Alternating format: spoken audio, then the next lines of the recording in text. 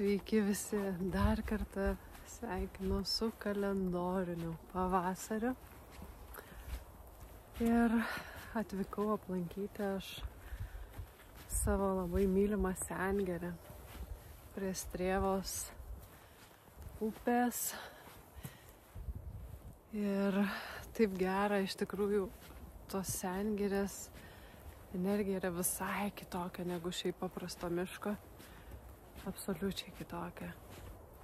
Ir tiesiog jaučiasi medžių dvasios ir aš gyvenu šiek tiek kitokiame pasaulyje negu daugelis.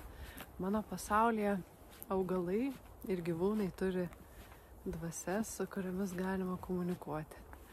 Mano pasaulyje bet kokie žmonės, kurie kada nors egzistavo, gyveno šioje žemėje, po mirties jie niekur neišnyko, jų sielos gyvos, su jomis taip pat galima komunikuoti. Tai mano pasaulyje daug įvairiausių dalykų, kurių kartais nesupranta žmonės iš kitų pasaulių. Bet man labai patinka mano pasaulis, jisai kitoks, jame labai daug magijos, labai daug stebuklų, labai daug netikėtumų. Ir kai aš susipažinau su šitu pasauliu, supratau, kad jisai egzistuoja, pajaučiau jį, pamačiau. Tiesiog nebeliko jokio noro žvalgytis atgal į tą buvusį pasaulį, kuriame tikrai pakankamai nuobodu buvo gyventi.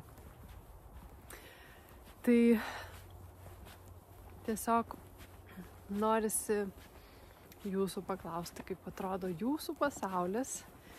Ir aš manau, kad jeigu jau žiūrite šitą video, tai kažkur viduje vis dėlto kirba tas vidinis balsas, kuris kviečia patyrinėti, kas vis dėlto yra už to, ką mato mūsų akis, už to, ką girdi mūsų ausis, už to, ką gali paliesti mūsų rankos, kas yra už viso to. Ir už viso to yra labai daug gražių dalykų. Jie laukia, kada jūs juos atrasite ir pažinsite. Ir patys gražiausi dalykai slepiasi jūsų širdyje, jūsų viduje. Tik tai kartais, norint prieiti iki jų, pradžiai reikia susitikti su tais dalykais, kurie kelia galbūt šiek tiek nemalonius jausmus ir kartais dėl to mes vengiame keliauti gilyn į save, vengiame susijungti su savo širdim, pajusti tai, kas iš tikrųjų ten yra, dėl to, kad bijom priartėti prie to skausmo, kuris slepiasi giliai viduje, prie kančios jausmo. Ir žmonės, kurie ateina, pavyzdžiui, į gyvas praktikas pas mane, jie kartais iš tikrųjų tiesiog atsisėda į ratą, tik tai atsisėda, mes tik pradedam renginį, vyksta pasidalinimas. Ir jau pasidalinimo metu graudinasi ir verkia, nes tiesiog niekada neturėjo progos išsakyti savo jausmų niekam, niekada neturėjo progos išjausti to, kas yra jų viduje, niekada neskyrė laiko sau. Ir va dabar tame momente yra tas metas, kada jie skiria savo dėmesio ir tai yra taip jautru ir taip gražu. Ir aš manau, kad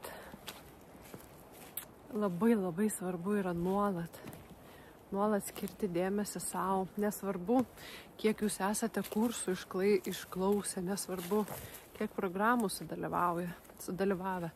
Aš kartais sutinku žmonės, kurie yra praėję net ne vieną mano kursą.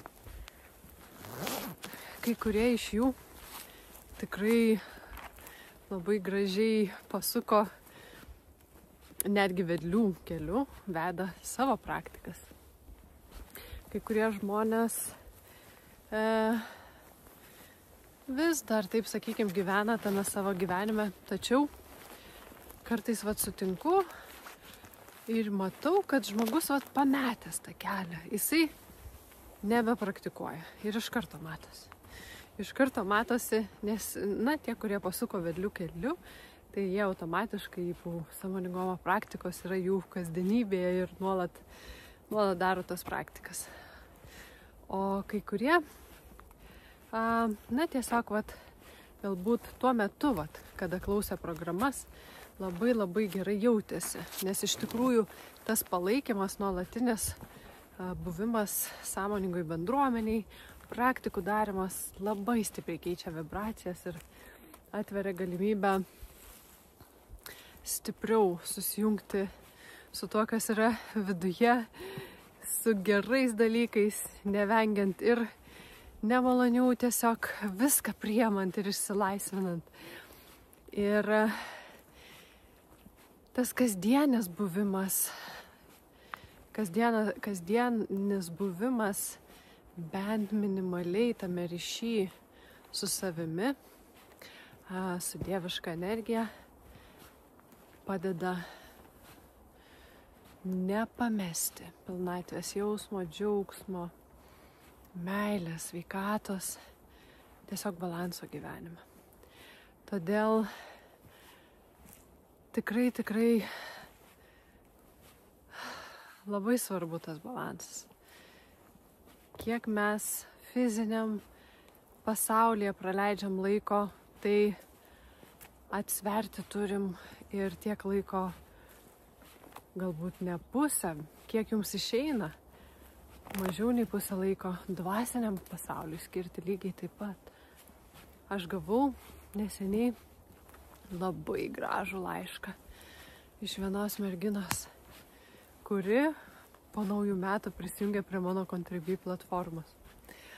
Ir ji man parašė ilgiausią pasidalinimą, tiesiog net ranka rašytas laiškas pasidalinimas, kas įvyko ir kompiuteriu, žodžiu. Jinai man parašė savo išgyvenimus, kas jai pradėjo vykti, jin pradėjo klausyti meditacijas, tiesiog meditacijas, prisijungė į mano Soul Pearl Contribui platformą, kur yra daugybė meditacijų ir tiesiog pradėjo jas klausyti, daryti. Wow! Mergina nuo visiškos nemeilės savo, anoreksijos, valgymo sutrikimų, baimės būti savimi ir taip toliau, visiškai pasikeitė, suprato, kad jinai yra tobula, kad jinai yra mylima visatos, savęs ir visiškai išsilaisvino ir man tokį gražų laišką parašė, aš galvoju, wow, kaip stipru ir kaip gražu ir iš tikrųjų tokių laiškų, tokių žinučių sulaukiu nuolat, nes tas mūsų išsiskleidimas jis vyksta palaipsniui. Kartais mes galim prisijungti prie kažkokio kurso ir gauti tam tikros informacijos, tam tikrų žinių, bet, pavyzdžiui, dar nebūna pasiruošusi sąmonė pilnai įsiskleisti, dar nebūna pasiruošusi sąmonė atsiverti plačiau. Ir tuomet, kai duodam savo laiko, tiesiog leidžiam tą informaciją susigulėti, ir atsipalaiduojam, gyvenam, darom karts nuo karto meditacijas, paskui gali pradėti vykti tikrai labai gražus pokyčiai. Dar jeigu į gyvus renginius atvykstam kažkokius, būnam su tais bendraminčiais, nesvarbu, kad ir gyvenime to sąmoningumo gal ne tiek daug, bet karts nuo karto, pavyzdžiui, praleidžiam laiką su žmonėmis, kurie irgi taip pat susikoncentravę į tą dvasinį augimą, į tą savęs tobulinimą, sąmoningumo kely.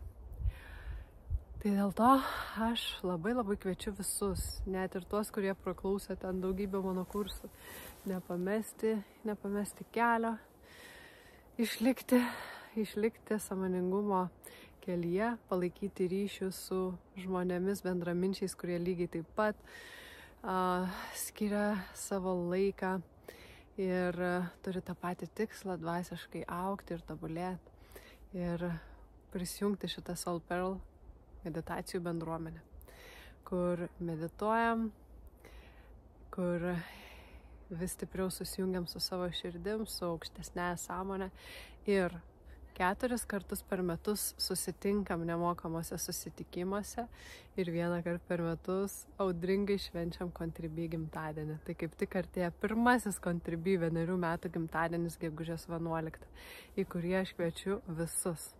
Visus galite tiesiog dabar prisijungti, tapti prenumeratoriais ir galėsite atvykti šitą gimtadienio šventę didžiulę su kakavos ceremonija, šokiais, gyva muzika.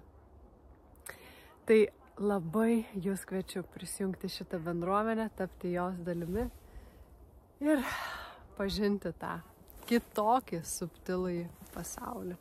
Iki.